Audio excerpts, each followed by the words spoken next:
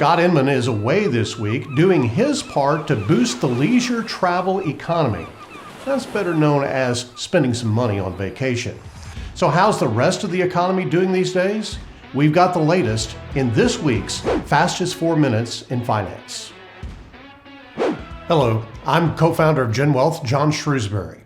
The month of May proved to be a mixed bag for U.S. major market indices. Small company stocks were the heroes in April, only to turn in a disappointing performance in May. International stocks of developed countries also outperformed emerging markets during that time. Of interest to our friends in the oil patch of South Arkansas, energy has had a very strong May, completely reversing course from a very disappointing April. The improving economic outlook also helped financial stocks, while technology pulled back from its blistering run of late. The big story was inflation, as consumer prices increased again in April. The headline Consumer Price Index annual rise was the largest since September of 2008. But those rising prices didn't slow down the U.S. consumer.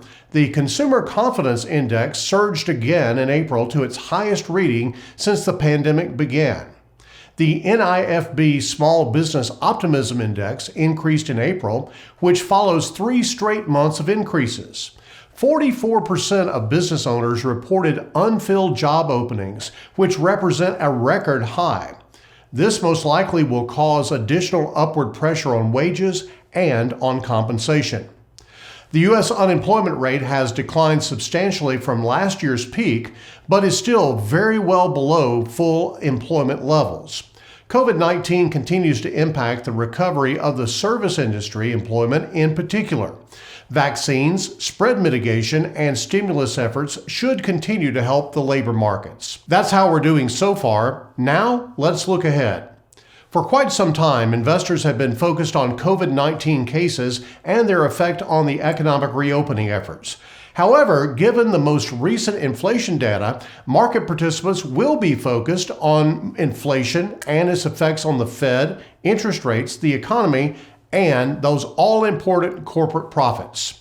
Strong earnings have been an important driver of this year's economic stock market recovery. However, markets are forward-looking. The ability for companies to successfully absorb higher costs like labor and commodities and pass them along to consumers will play an important role in future earnings results. And as you know, here at Gen Wealth, we're all about earnings.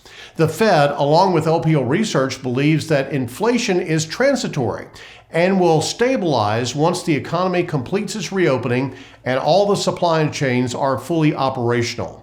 The major question that the markets want answered is this: how long the transitory period will last and what impact that may have on Fed policy, interest rates, economic growth, and corporate profits.